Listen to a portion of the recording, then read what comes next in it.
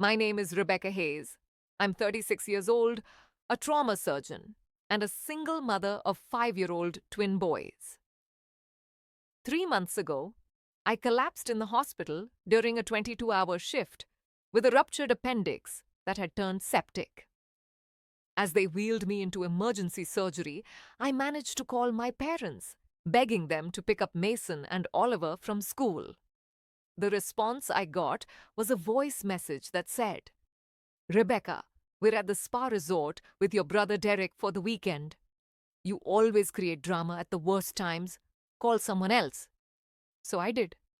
I called my ex-husband, the man who left me when the boys were 6 months old, and he actually showed up. That day, lying on that operating table with a 40% chance of survival, I made a decision that would shatter my family. I stopped being their personal ATM. The credit card I'd given them, the rent I'd been paying on their condo, the car lease, everything I'd been funding for the past decade, cancelled. 3 weeks later, my mother showed up at my door with a lawyer. But before I tell you what happened next, please take a moment to subscribe if you're enjoying this story. Drop a comment and let me know if you've ever been the family scapegoat. Now let me take you back to where this nightmare really began. Growing up in Portland, Oregon, in the Hayes family meant understanding your place in the hierarchy.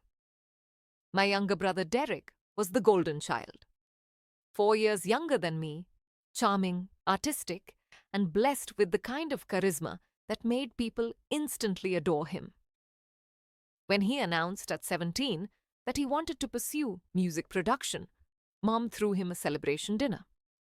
Dad invested $15,000 in recording equipment. When I told them at 13 that I wanted to become a surgeon, Mom sighed and said, "That's going to be expensive. Are you sure you can handle it?" That should have been my first clue. I graduated top of my class in high school. Full scholarship to Stanford. 4 years of pre-med with a perfect GPA. I got into Johns Hopkins Medical School, one of the top programs in the country. My acceptance letter arrived on a Tuesday. I called my parents immediately, hands shaking with excitement. Dad answered on the fourth ring. "That's wonderful, honey. Listen, Derek's band just got offered a gig in Los Angeles. We're helping him pack. Can we call you back?" They never did. Compare that to when Derek got his first paid DJ gig at a local club. Mom posted 47 photos on Instagram. Dad rented a party bus for the family. I got a 3-second phone call and a distracted "good for you." But the real betrayal started after medical school. I was 26, drowning in student debt, working insane hours as a surgical resident. Dad called me on a Friday evening, voice heavy with what I thought was shame. "Rebecca, your mother and I are in trouble. We refinanced the house to help Derek launch his music career, and now we can't make the payments. Just for a few months until we get back on our feet.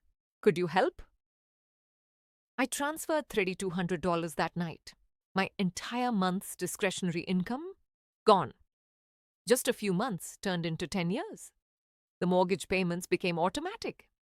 Then came their health insurance, $950 monthly after Dad retired early. Their car lease, Derek's recording studio rent, emergency dental work, a new roof. When Derek's equipment got stolen, guess who paid $8,000 for replacements? I kept a detailed spreadsheet because I'm a surgeon. I document everything. 10 years, $427,000. I never said no. Not when I was working 80-hour weeks. Not when I was pregnant and terrified. Not when the twins' father abandoned us before they were born.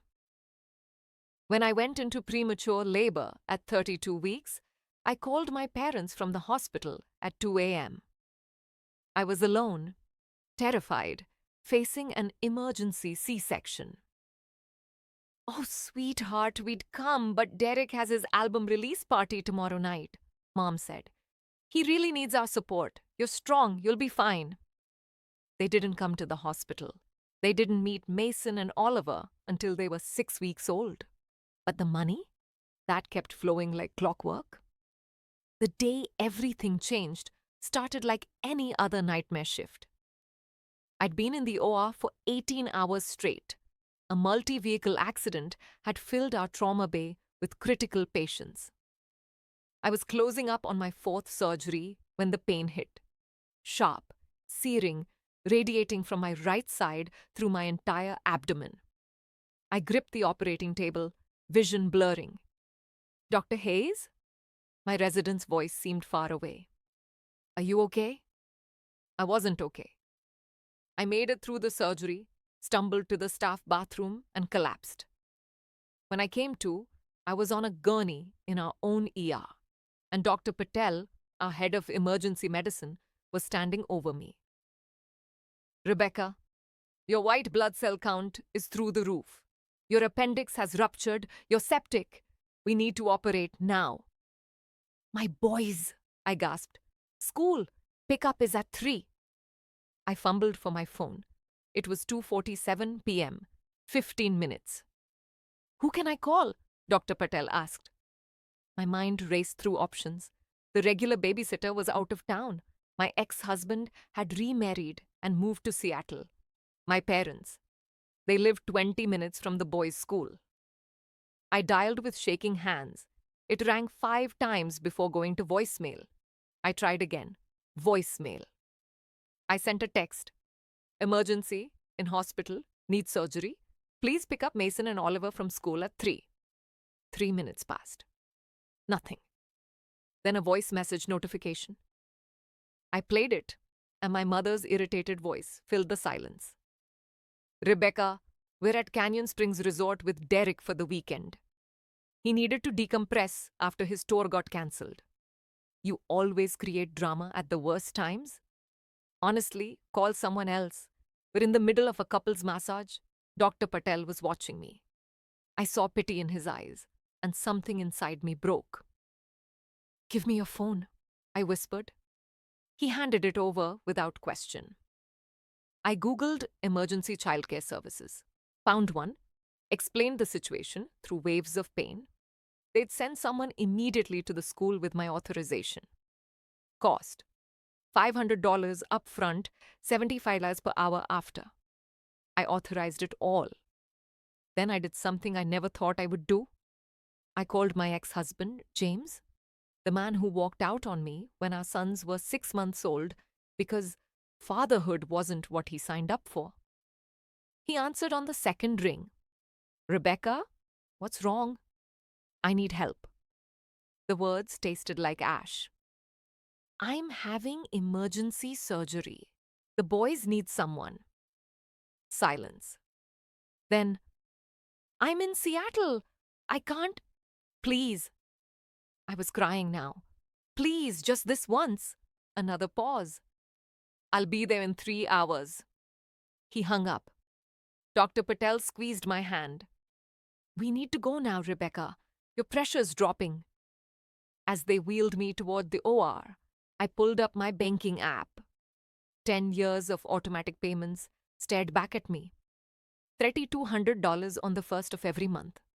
$950 on the 15th. I cancelled them all, every single one. Then I blocked my parents' numbers, my brother's number, all of them. It was surprisingly easy, like cutting off a gangrenous limb to save your life. The surgery took 6 hours. Ruptured appendix, septic peritonitis, emergency bowel resection. Dr. Martinez, who operated on me, told me later I'd been maybe 2 hours from multiple organ failure. I spent 4 days in ICU, another week on the surgical floor. James kept the boys for that entire time. He showed up at my bedside on day 3, looking uncomfortable. "They're good kids, Becca," he said quietly. "I've been an asshole." "Yeah," I agreed.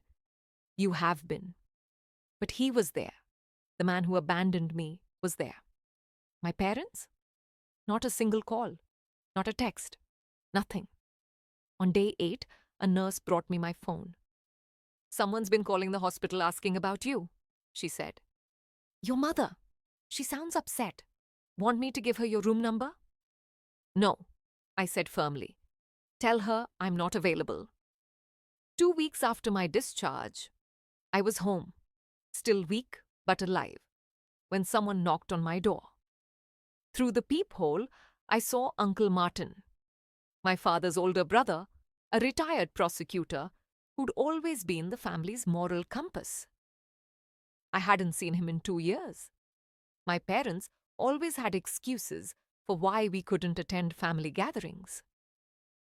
I opened the door, and he pulled me into a careful hug, mindful of my incision. Your Aunt Caroline told me everything, he said. About the surgery, about what your parents did, about all of it. How did you? Caroline is friends with Dr. Patel's wife. Small world. He stepped back, examining me with sharp eyes. You look terrible. Ruptured appendix and sepsis will do that. He handed me an envelope. My 75th birthday party, next Saturday. The whole family will be there, including your parents. I'd very much like you to come. Uncle Martin, I don't think I have something to give you, he interrupted. Something your grandmother left you. And I have some things that need to be said, in front of everyone. His eyes held mine. Will you trust me? The next week passed in a blur of recovery and anxiety. Aunt Carolyn visited twice, bringing food and playing with the boys. Your uncle is planning something, she said. Something big. Are you ready for it? I don't know, I admitted, but I'm tired of protecting people who never protected me. Uncle Martin's house in Lake Oswego was stunning. A craftsman-style home overlooking the water. When I arrived with Mason and Oliver, there were already 30 cars in the driveway. My stomach churned. Through the windows, I could see my parents. Dad looked older than I remembered. Mom wore a cream pantsuit and was laughing with someone I didn't recognize. Derek stood nearby, drink in hand, looking as effortlessly cool as always. They saw me the moment I walked in. Mom's laugh died mid-sentence. Dad's face went pale. Derek's eyes widened. For a long moment, nobody moved. Then Mom recovered, her social mask sliding into place. Rebecca! Oh, sweetheart, there you are! We've been so worried. You blocked our numbers and...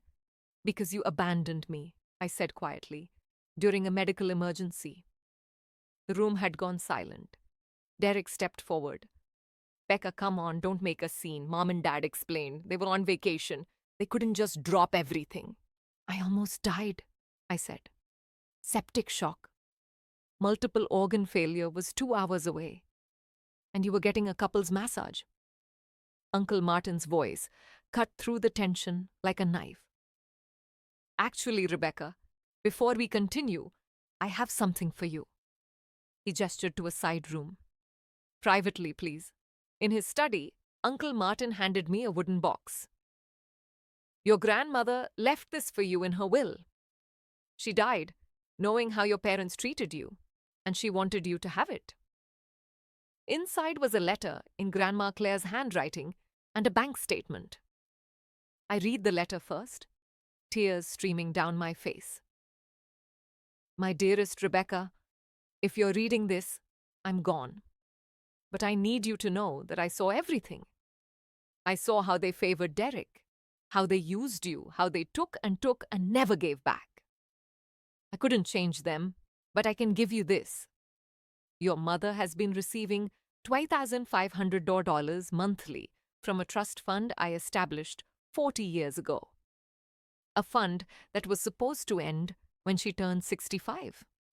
She's 67 now. For the past 2 years, I've been paying it without obligation because I was too weak to fight. The trust terminates with my death. But here's what they don't know. That money was never legally theirs after 65. They owe the estate $60,000. I'm leaving this information to you, my dear girl, because I want you to have the power they never gave you.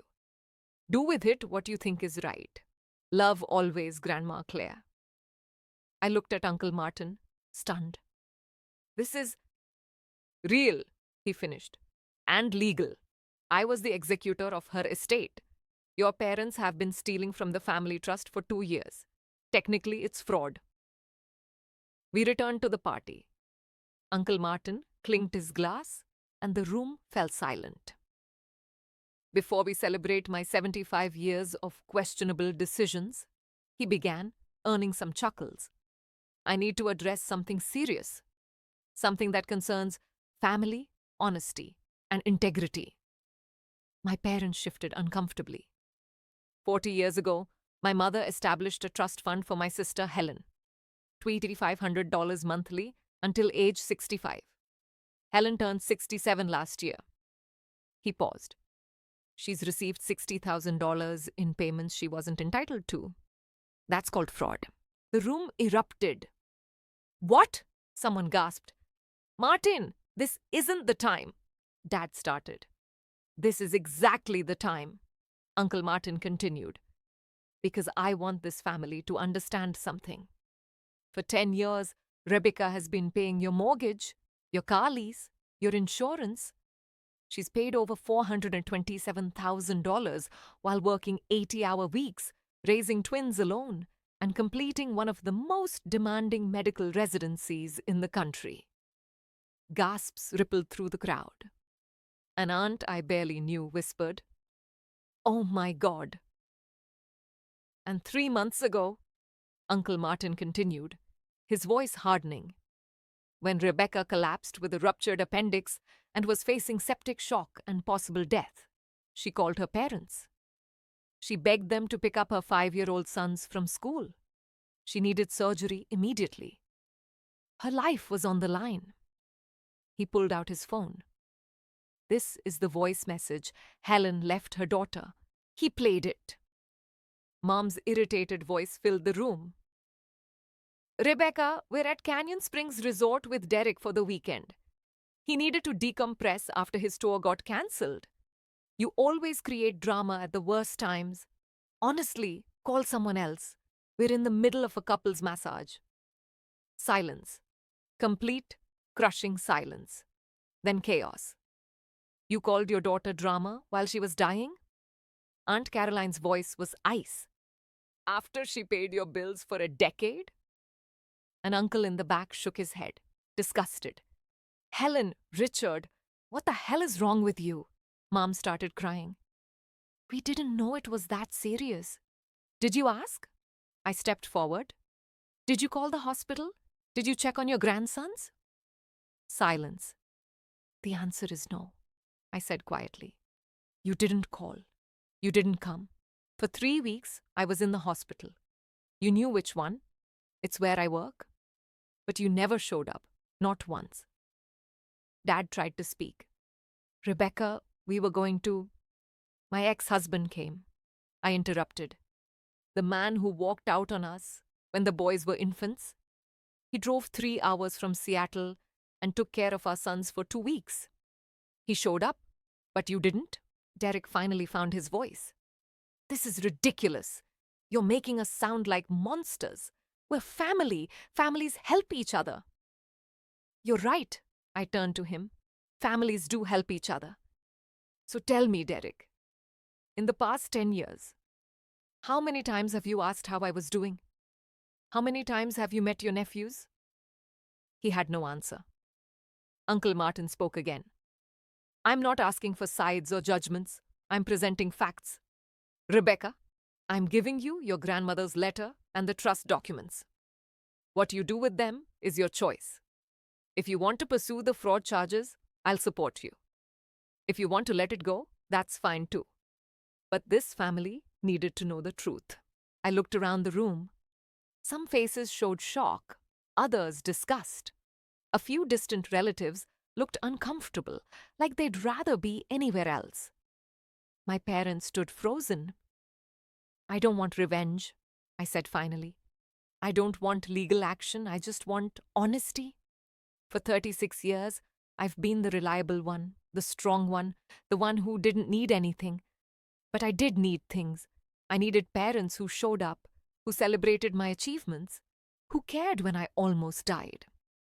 Tears streamed down my face, but I didn't stop. I don't hate you, but I can't keep pretending this is normal. I can't keep funding a life that doesn't include space for me or my children. A cousin approached, hugging me tightly. I'm so sorry. We had no idea. More family members surrounded me. Offers of support, apologies, shock that they'd believed my parents' version of events for so long. My parents left without saying goodbye. Derek followed them, head down. I didn't watch them go. In the months that followed, everything changed. My parents sent letters, first angry, then pleading, then desperate. I didn't respond. Derek called from different numbers, but I blocked them all. The family grapevine reported they'd moved to a smaller apartment. Dad got a job as a security guard. Mom worked retail. Derek was teaching music lessons. They were surviving, but not thriving. I put the three as earned $200 monthly into college funds for Mason and Oliver. I started therapy. I learned that boundaries weren't betrayal, that saying no wasn't selfish, that I deserved better than the crumbs of love I'd been accepting. James, surprisingly, stayed involved. He took the boys every other weekend. I can't undo the past, he told me 6 months later, but I want to do better going forward. It wasn't forgiveness, but it was a start. A year after that surgery, I stood in my new house, a small 3-bedroom in a good school district close to the hospital. Mine, paid for by the money I used to send to people who called me drama. Mason and Oliver ran through the backyard laughing. Uncle Martin and Aunt Caroline were coming for dinner. Real family, the kind who showed up. My phone buzzed. A text from an unknown number. Rebecca, it's Mom. I know you don't want to hear from me, but I need you to know. I'm sorry. Really, truly sorry. I see it now. What we did. What we took from you. I don't expect forgiveness, but I wanted you to know. I'm sorry. I read it twice. Then I typed back. Thank you for saying that. I'm not ready to reconnect, but I appreciate the honesty. Take care of yourself. It wasn't reconciliation, but maybe someday it could be a beginning. For now, I had my boys, my career, and my life. Finally, truly mine. If you've made it this far, thank you. If you've ever been the one carrying your family financially and emotionally while being treated like you don't matter, you're not alone. You're not wrong for setting boundaries. You're not selfish for choosing yourself. You're finally free. Drop a comment if this resonated with you and subscribe for more stories about finding your voice and reclaiming your life. Until next time, remember, you deserve better than being someone's backup plan.